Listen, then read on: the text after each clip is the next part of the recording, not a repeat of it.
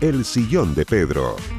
Quiero partir por una pregunta bien básica que yo creo que es importante para la gente, porque yo te presento como una psicóloga importante. ¿Cuál es la diferencia que hay entre psicología y psiquiatría? Parece como muy elemental, pero la gente se confunde y es bueno para poder desarrollar y caminar en la conversación después. Bueno, fundamentalmente el psiquiatra es un médico que dentro de sus líneas de especialidad hace la especialidad de psiquiatría. Ellos tienen la facultad de recetar medicamentos, los psicólogos no podemos hacerlo, y nosotros de alguna manera estamos mucho más embuidos en el ámbito psicoterapéutico. Si bien los psiquiatras también han ido adquiriendo esa habilidad, hay una mirada distinta al no tener esta tintura de la medicina encubierta, hace que sean dos líneas que se complementan muchas veces. Cuando yo atendía pacientes, muchas veces derivaba a psiquiatra o el psiquiatra derivaba a psicólogo.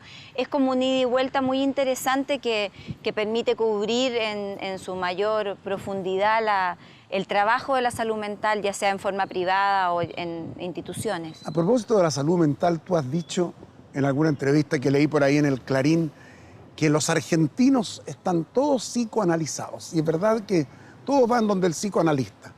Y nosotros, yo creo, Pilar, que estamos farmacolizados. Sí, total. Porque aquí hay más farmacias que en cualquier otro lado de Latinoamérica. En cualquier lugar del mundo. Sí, ¿no? sí, hay sí. farmacias, de pronto las 4 esquinas por metro cuadrado son 4 farmacias. Sí, por supuesto.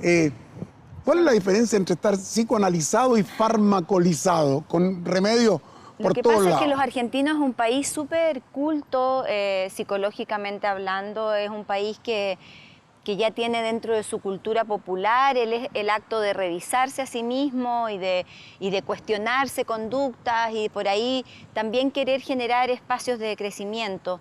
Nosotros somos menos reflexivos en eso y claro, y la pastillita, el medicamento, suena más fácil en la forma de trabajar los conflictos y a veces, y no pocas veces, anestesiamos muchos de los conflictos que tenemos con medicamentos y creo que eso no nos hace nada de bien. Creo que la tendencia masiva de ir a las farmacias en Chile, que cada vez que yo lo cuento en Centroamérica, me dice, pero ¿y qué compran en tanta farmacia? Y yo digo, remedios, para lo que sea, digamos. Y creo que en eso tenemos como que reflexionar en empezar a mirarnos un poco, en preguntarnos ¿por qué o para qué yo consumo? Somos un país con alto índice de depresión, mucho, ¿no es cierto? Y de estrés mucho. ¿Y por qué? Estos son enfermedades graves. Muy. Hablamos de la depresión y el estrés. ¿Por qué? ¿Con qué tiene que ver? Porque no expresamos, Pedro, porque no decimos lo que sentimos, porque no nos reímos fuerte, porque el reírse fuerte es un gesto de mala educación o de inmadurez, porque si la gente tiene demasiado buen humor es livianita, porque si llora está victimizándose o está manipulando o es débil. Tenemos un pésimo concepto de fortaleza, suponemos que la gente fuerte es la que nunca expresa nada y eso es justamente al revés.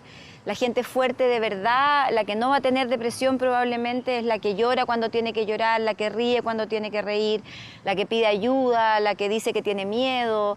Esas personas difícilmente se van a enfermar. Tú has dicho que somos un país con poca ternura. Muy poca, ¿Ah? muy poca. Y las redes sociales nos han aniquilado un poco más eso. Creo que nos falta ser más amorosos en el sentido de la compasión con el otro, del contacto con el otro, entender que el otro es un otro, igual a mí, y que si a mí me encantaría que me trataran dulce y amablemente, debiéramos hacer ese trato. Creo que en eso los migrantes, por ejemplo, han ayudado muchísimo a dulcificar. Creo que ellos nos han enseñado a tratar bien, a estar con una sonrisa permanente, aun cuando uno pueda tener problemas, porque el ser humano sin problemas no existe. Y creo que en eso han sido un aporte que nos ha obligado a nosotros a empezar a saludar en los ascensores o a tener cierta sensación un poco más de alegría en lo cotidiano. Eso quiere decir que somos un poco maleducados también.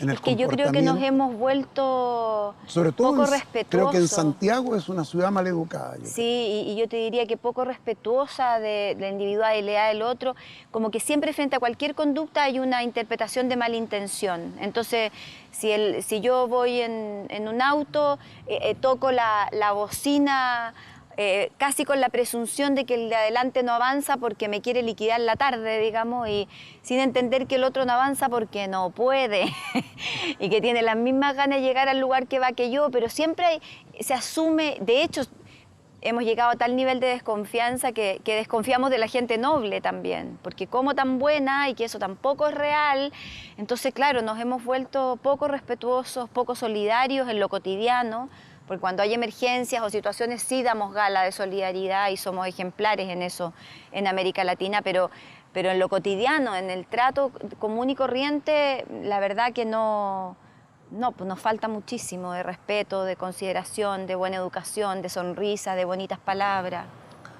Hay temas que quiero conversar contigo, ir picoteando un poco, porque hay muchas cosas que son interesantes. Por ejemplo, está la relación entre personas de distintas generaciones, los conflictos que se están expresando cada vez de manera más fuerte entre padre e hijo.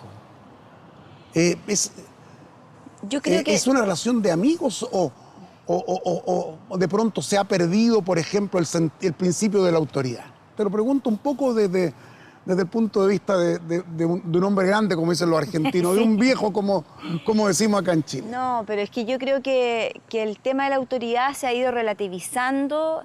Creo que confundimos también autoridad y autoritarismo, que yo creo que es una secuela de todos los países que hemos transitado por dictaduras, que se nos enredaron esos dos conceptos. Y yo creo que la autoridad es súper necesaria, porque genera orden, porque tiene que ser aplicada con calidez y con respeto.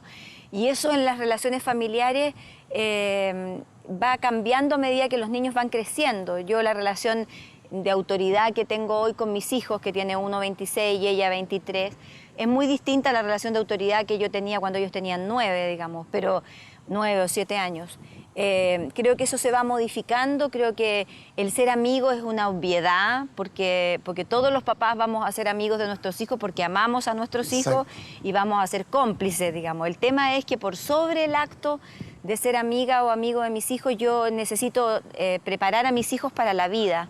Y eso muchas veces es una tarea que no es grata y que requiere que yo sea jodida, digamos, y que me ponga en pautas claras de lo que a mí me gustaría que mis hijos adquirieran de respeto o de valores para cuando yo no esté, si al final la educación es para cuando uno se vaya, digamos. En uno de los libros, el último, este es el último, Educar para sentir y sentir. El más reciente me enseñaron a decir los mexicanos. Los mexicanos me dijeron que nunca dijera que era el último libro, porque si no decretaba que no iba a escribir nunca más. Una mirada Así que el más reciente. Para entender la educación desde lo familiar hasta lo social. Sí, esa es la investigación más difícil que me ha tocado hacer. Duró 6 años, me demoré un año entero en escribir el libro.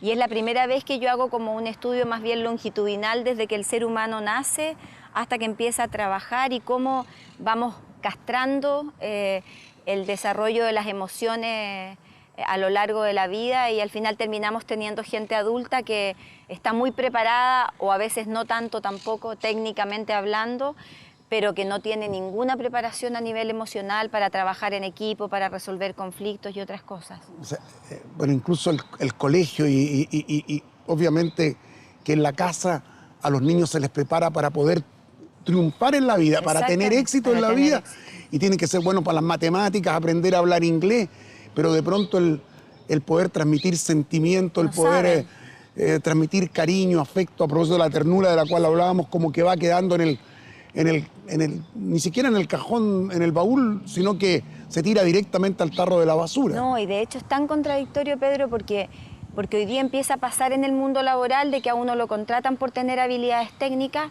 y lo despiden por no tener las mal llamadas blandas, que yo le cambio el nombre en el libro por competencias personales, porque hablar de habilidades blandas me parecía que era sucedáneo o poner en segundo lugar a las técnicas y hoy día pasan a ser las más importantes. Hoy día lo que diferencia a un buen profesional de otro no es tanto lo que sabe, sino cómo es con lo que sabe. Y eso tiene que ver con su capacidad para decir lo que siente, para desarrollar empatía, para solucionar conflictos, para formar equipo.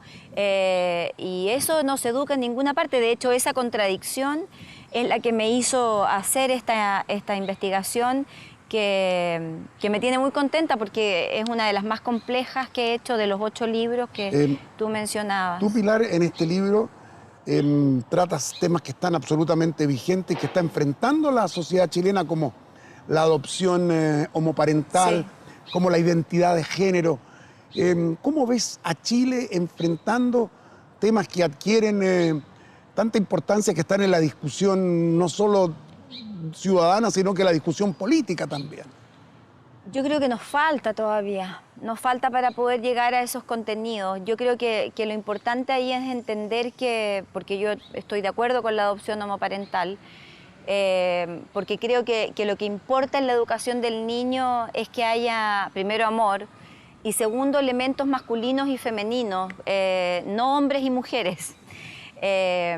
Y cuando un niño ve a 2 mamás o a 2 papás que tienen entre ellos elementos femeninos y masculinos que los entrelazan, ese niño no tendría por qué ser educado de una manera distinta. En Chile es histórica la educación de una mamá soltera, donde es criada por la madre y por la abuela, y es criada por 2 mujeres por la vida siempre, donde los hombres no existieron porque se fueron, porque... Creo que hay que empezar a cambiar la cabeza en entender que sexo y género no es lo mismo. Que una cosa es ser mujer y hombre y la otra es los elementos femeninos y masculinos que yo tengo y cómo yo desde ahí conformo mi condición sexual o mi identidad, digamos. Creo que todavía nos falta avanzar en eso y espero que lleguemos a evolucionar a ese nivel. Tú en algún libro hablaste de la masculinización de la mujer. Sí. ¿En qué sentido lo dijiste en un momento en que el feminismo aparece con tanta fuerza? Sí, yo te diría que eso fue parte del Viva la Diferencia, que es mi primer libro, que es una investigación que ya tiene 30 años y que debe ser la que tiene más traducciones en el mundo. ¿En cuántos idiomas fue traducido? Casi en 6, está traducido al francés, al rumano, al portugués, ahora está empezando a ser traducido al italiano y al alemán. Y yo creo que fue parte de un momento. Yo creo que hoy día ya no estamos en eso. Creo que hubo un momento en que lo femenino tuvo que adquirir un montón de características masculinas para poder desempeñarse hábilmente en el mundo de lo público.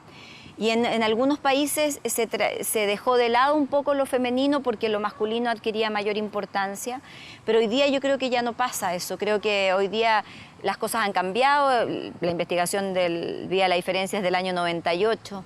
De ahí en más hasta ahora, la verdad que hemos evolucionado mucho y yo creo que hoy día ya no es necesario masculinizarse, eso se entiende dentro del discurso social para poder entrar en el mundo y uno puede tener su esencia femenina y desarrollar habilidades masculinas con toda libertad. A propósito de lo que yo te planteaba del feminismo, de lo que está pasando con la mujer en el mundo, hay un tema que está provocando discusión entre las mujeres. Como que los hombres en este momento han quedado como primero los malos de la película y después como espectadores de esta discusión que hay en torno al acoso sexual. He leído a famosas actrices como Catherine Deneuve y a Brigitte Bardot, 2 francesas en estos días, que hablan de este tema y que dicen que se está exagerando mucho.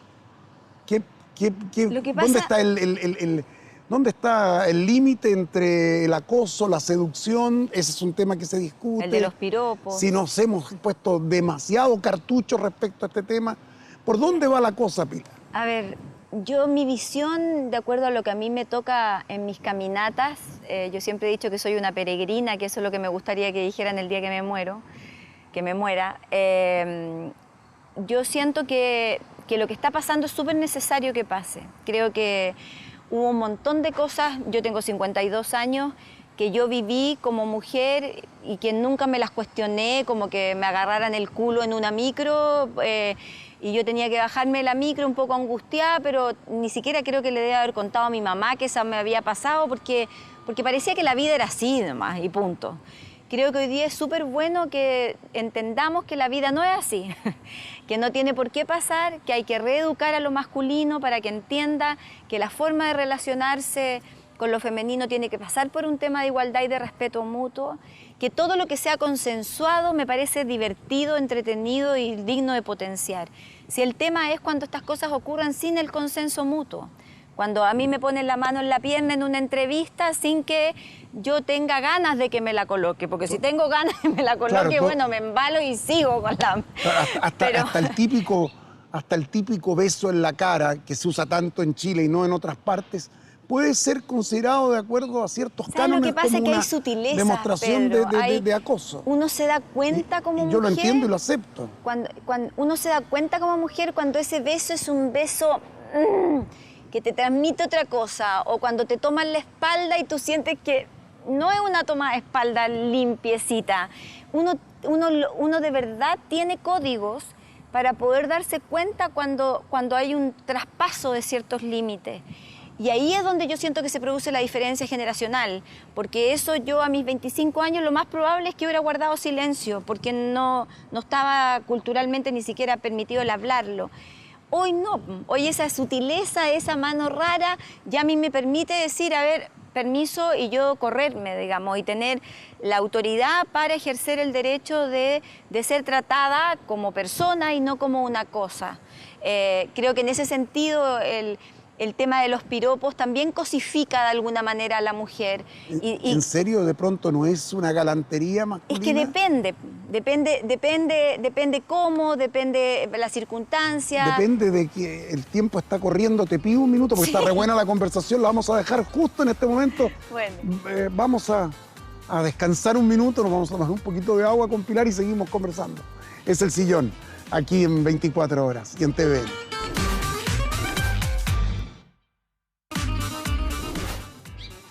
Seguimos conversando con la psicóloga chilena Pilar Sordo. ¿En qué quedamos, Pilar? Estábamos hablando de qué depende de que un piropo sea galantería o un acto de acoso. Si yo estoy en una relación y en esa relación ese hombre al que me importa me quiere galantear y decir cosas hermosas, me parece maravilloso. Creo que forma parte del romanticismo y creo que hay que resucitar el romanticismo, de hecho. Pero ya cuando eso ocurre en la calle, con cierto nivel de grosería, cuando ya se traspasan ciertos límites, yo creo que es súper bueno poder visibilizar. Ahora, tú me preguntabas por todo este fenómeno. Yo siento que, como te decía al principio, creo que es súper bueno lo que está pasando y creo que esto va a ir evolucionando a un punto de mayor integración. Creo que como todo cambio social es pendular. Y en algún momento vamos a llegar a un equilibrio donde ya no sea necesario hablar de esto porque el respeto ya esté considerado. Y hablamos de la cosificación de las mujeres a propósito de todo esto, pero los hombres también son cosificados. Por ejemplo, ¿en cuántos celulares de mujeres aparece el negro del WhatsApp? Esa es una sombrero con la toalla. Solo el sombrero con la toalla. Yo tuve todo un tema con mi amiga porque me llega el sombrero con la toalla y yo no entendía nada. Y me decían, pero Pilar, ¿cómo no entiendes que el negro anda por ahí? Y yo decía, me están jodiendo. Yo creo que sí, pero creo que es menos, está más asociado al humor esa cosificación que al acoso o al abuso. Creo que igual hay hombres acosados y creo que también tiene que ser visibilizado eso. Creo que si estamos empezando a transparentar formas de relación de mayor respeto, de mayor igualdad, con menos abusos, también el hombre tiene que empezar a hablar y decir que es maltratado o lo que fuera que le pase, digamos. Creo que tiene el mismo derecho de poder manifestarlo. Lo que pasa es que históricamente las mujeres hemos sido más maltratadas en ese sentido que los hombres, sin duda, por ciertas estructuras de poder que se han mantenido por mucho tiempo. Pilar, entre los libros que tú has escrito está Oídos Sordos. Sí, que es que el habla anterior. de ti. Es un poco autobiográfico, ¿no es verdad? Sí, es el único Cuando libro... hablas de una enfermedad que tú sufriste, sí, fatiga crónica durante 3 o 4 años. Sí, más que fatiga crónica fue como un trastorno metabólico. La verdad que el oído sordo es quizás la única investigación... Quizás, sí, no, es la única investigación en la que yo soy participante. En todas las demás soy observadora y recaudadora de información y escuchadora eterna, pero en esta no, en esta yo participé, fue la que la generó, porque sí, yo hice, el libro se llama Oídos Sordos porque además me río de mi apellido, porque no me escuché, no escuché mi cuerpo que me dio señales como por 2 años de síntomas reiterados de cosas como derrame en los ojos, qué sé yo, alergia, arritmias cardíacas, hasta que terminé con un sangramiento vaginal por 3 meses y nadie se explicaba nada porque no había nada médico que lo explicara.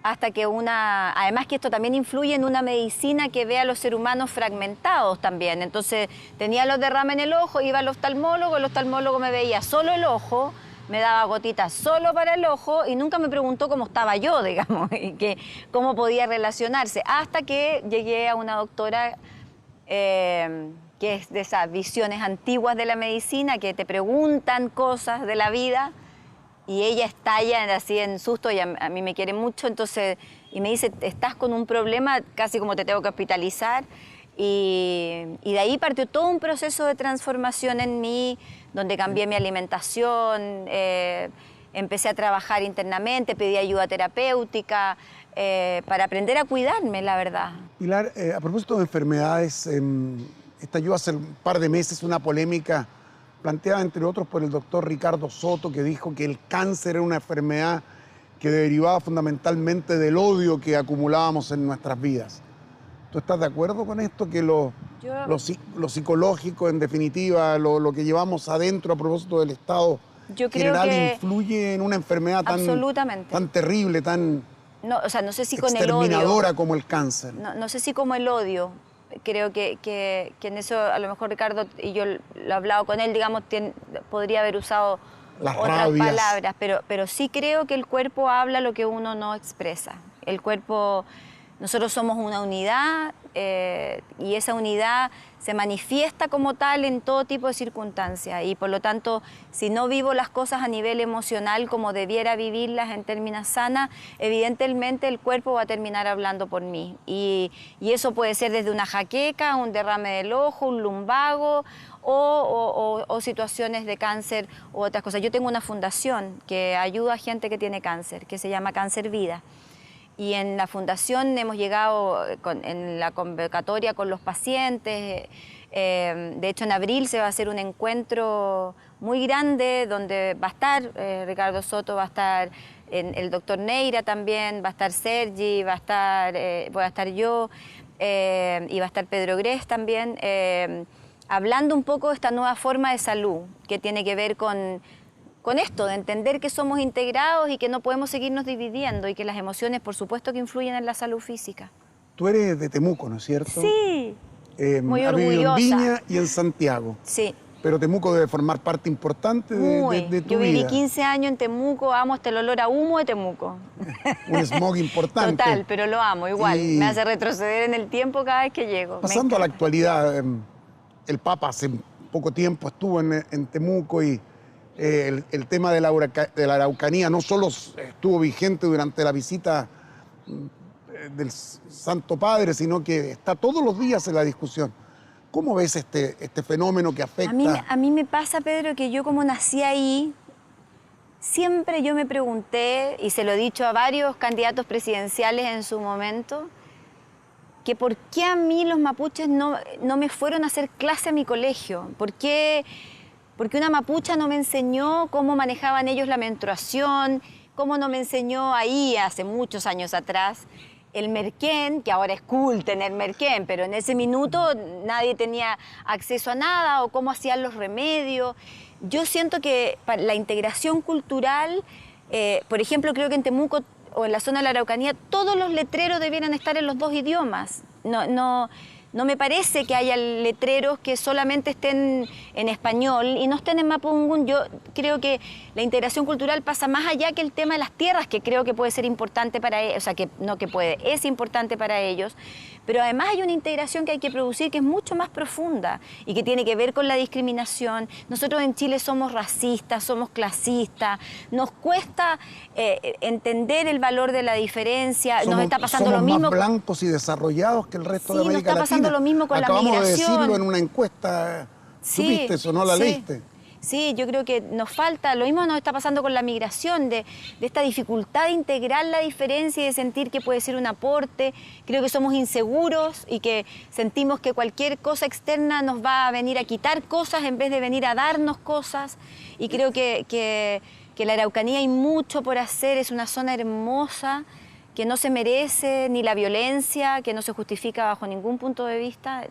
Y tampoco se merece estos desencuentros porque la gran mayoría de los mapuches participa y se integra tranquilamente dentro de la sociedad sin grandes conflictos, pero creo que falta darles un estatus de respeto, de opinión dentro del gobierno y de que se escuche sus voces, porque son sabidurías ancestrales que nosotros estamos muy lejos de entender. Pilar, cada tema da para hablar media hora. Nos queda uno que yo quiero planteártelo incluso a través de un juego que vamos a hacer en un minuto más. Ah, bueno. Tu vínculo con el humor.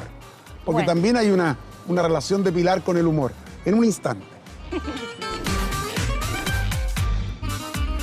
Pilar, tú tienes una particular relación con el humor, fundamentalmente con Coco Legrand en algún momento de Ay, tu mi vida. amigo querido. ¿Cómo surge esto así? Cuéntamelo cortito porque Sí, estamos... te lo cuento cortito. Lo que pasa es que cuando yo empecé a contar la primera investigación del Viva la Diferencia, a mí la gente me decía que tenía un estilo parecido al de él y que si él conocía esta investigación. Después de mucho dudar, que fue como 1 año y medio, yo le mando un mail a su teatro, a Circus en ese momento, donde le cuento que le quiero regalar el Viva la Diferencia, que ya estaba, gracias a Dios, número 1 en venta, para que él lo use en alguna rutina si quería. Él me cita a su oficina, le paso el libro, empezamos a conversar y a la semana a él lo invitan al Festival de Viña, esto fue el 2006, y me pide que quiere hacer la rutina con el libro. Y yo lo ayudé. ¿Tú lo guionizaste un poco? Un poco, pero el libro guionizaba por sí solo. Yo le fui como viendo algunas cosas. Después de eso decidimos hacer un libro juntos, que es mi segundo libro, que es Con el Coco en el Diván. Después vino el festival del 2010, donde él utilizó el libro El No Quiero Crecer.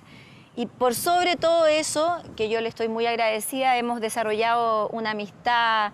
Un tipazo. Él es un tipazo, nada más que decir. Ya que tienes sentido del humor Mucho. y desarrollado aún más en esta relación con el Coco Legrand, te invito a que juguemos, Bueno, a que tú convoques algún tipo de terapia, no sé qué cosa, meditación. Yo no entiendo mucho estas cosas, pero tú me vas a ayudar Bueno, con a algunos ver. personajes que yo te voy a Veamos, plantear. ¿qué manera? Como por ejemplo con el presidente de Estados Unidos, al presidente Trump de los Estados Unidos. ¿Qué le recomendarías tú? Bueno, primero una terapia, digamos. Le daría ansiolítico, como para que baje un poquito. Seguramente hacer yoga le haría regio también, encuentro. Como para que se pueda mirar y haga un poquito más de om, porque es muy hiperventilado y muy hacia afuera. Y como que le preguntaría por qué saca tanta rabia, digamos, de algunas cosas. Segundo personaje, a Sebastián Dávalos, el hijo de la presidenta Bachelet. ¿Qué le recomendarías, qué le recetarías? Que se sacara la coraza que se ha ido construyendo producto de todo lo que ha vivido. Creo que esa coraza de mostrarse tan duro, impenetrable y defensivo, me imagino que a él, en su mundo interno y en su mundo familiar, no le debe hacer muy bien. Menos en el contacto con su madre, creo. Al Papa Francisco. Que se informara bien. Creo que no debe estar recibiendo la información que tiene que recibir, por lo menos en la experiencia de Chile. Creo que se equivocó en no darle un espacio a todas las personas que habían sufrido abuso. Creo que el obispo Barros tendría que haberse restado de todas las ceremonias en bien de Chile y me pareció poco cristiano en favor de la Iglesia que él estuviera presente en todas las ceremonias, sabiendo el roce que iba a generar. Por supuesto que existe la presunción de inocencia, pero hay testimonios que prueban que él de alguna manera fue cómplice de ciertas situaciones, entonces creo que eso. No fue muy divertido eso, pero es que no podía ser divertido. Tengo que hacerte la pregunta obligada esta. Y a Pedro Carcuro, ¿qué le recomendaría? estamos contra el tiempo. Que así dé el cortito. secreto, que dé el secreto para mantenerse tan guapo, flaco, simpático, dulce y atractivo, porque todos queremos llegar a la edad que tú tienes con ese nivel de calidad. Al final me mataste y de porque fortaleza. dijiste que era un viejo de mierda. Como No, el Coco todo lo Belgrano. contrario, estoy diciendo que eres un viejo rico, al revés, y que hay que empezar a dar las recetas ya, porque todos vamos para allá, entonces a mí no me queda mucho para llegar donde estás tú, entonces en algún momento hay que saber cómo se hace, digo yo. Pilar, ha sido Con un dieta gusto. mediterránea, ejercicio, mucho sexo, ¿qué haces? De todo un poco. ¿Viste? Ya, pues, ¿viste? Entonces ahí, señora, ya sabemos lo que tenemos que hacer. Lo hemos pasado requete contra bien. Gracias por No, recibirnos gracias. aquí en el jardín del edificio. condominio, ¿no es Exacto. cierto? Agradecemos a Michelle Budnik, arquitectura interior, por los sillones. Ella es la que pasa los sillones. Ella es la que nos Está bueno el convoca sillón con los igual. sillones y un gusto haber estado con Pilar Sordo. Nos encontramos en cualquier Gracias. momento en el sillón. Chao. Muchas Chao. gracias por la invitación.